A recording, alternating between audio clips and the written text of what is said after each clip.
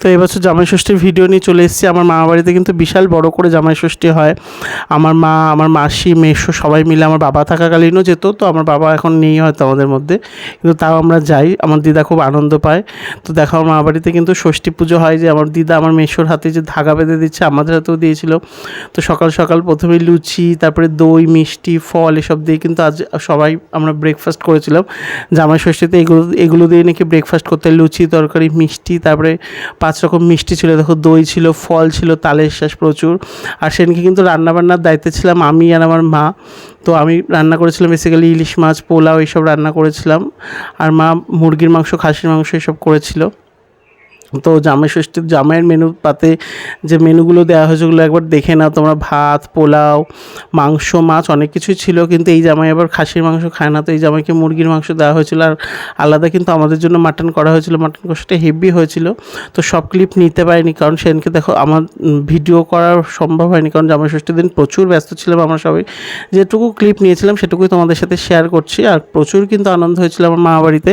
আমার মা বাড়িতে ছোটোখাটো অনুষ্ঠান মানে সবাই গেলে প্রচুর আনন্দ হয়। দেখো চাটনি, পাঁপড়, দই, মিষ্টি অনেক কিছুর আয়োজন করা হয়েছিল।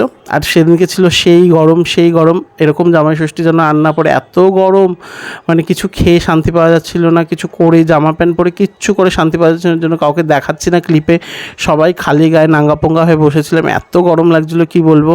তাই দেখো আমি আর তোমাদের কাউকে দেখাচ্ছি না। দেখো আমার মেশোকে এবার দিদা হাওয়া দিয়ে দিল, দেখেছো দিদা হাওয়া দিয়ে দিচ্ছে, এত গরম ছিল। আর জামাইকে এই যে এই মিষ্টিটা দেওয়া হয়েছিল, এই মিষ্টিটাকে দিলে কি সমাজ মেনে নেবে, তোমরা কমেন্ট করে জানিও তো।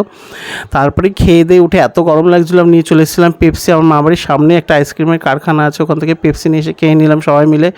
তো তারপরে একটা মজাদার ক্লিপ দেখো, এত গরম লেগেছে মাটন ফাটন খাওয়ার পরে আমরা সবাই চলে গেছিলাম চান করতে। তো আমার মা বাড়ি এই যে ট্যাঙ্কি আছে, স্যালো বলে বোধহয় এগুলোকে, তো স্যালোতে আমার মেসো, মাসি, মা, আমি, দিদা, সবাই, মামা সবাই মিলে চান করেছিলাম। এই দেখো আমার মাকে আমি চান করে দিচ্ছি, সবাই চান করেছিলাম। তো এবার চলে এসেছে সন্ধ্যাবেলা, এবার বাড়ি ফেরার টাইম। তো প্রচুর মিষ্টি, জামাই ষষ্ঠীতে থাকবে আর মিষ্টি হবে না, দেখো সবাই মিষ্টি নিয়ে গেছিলো, কত রকম মিষ্টি জমে গেছিলো। আর আমি না এগুলোকে সন্ধ্যাবেলা বসে বসে একা একা বসে বসে খাচ্ছিলাম, যেটা ভালো লাগছিলো সেটা বার করছিলাম আর খাচ্ছিলাম।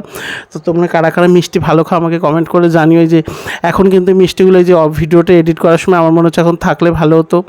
তো মিষ্টিগুলো দেখে আমার এখন লোভ লাগছে। আর আমার মাও দেখো আমার পাশাপাশি যে মিষ্টি খাচ্ছে, যেটা কী বলে, এটাকে হচ্ছে আম ম্যাঙ্গো রসগোল্লা। আমার মাও কিন্তু আমার মতো মিষ্টি ভালো খায়, আর বাকিরা কিন্তু মিষ্টি খায় না। আমরা দুজনেই বসে বসে মিষ্টি খাচ্ছিলাম।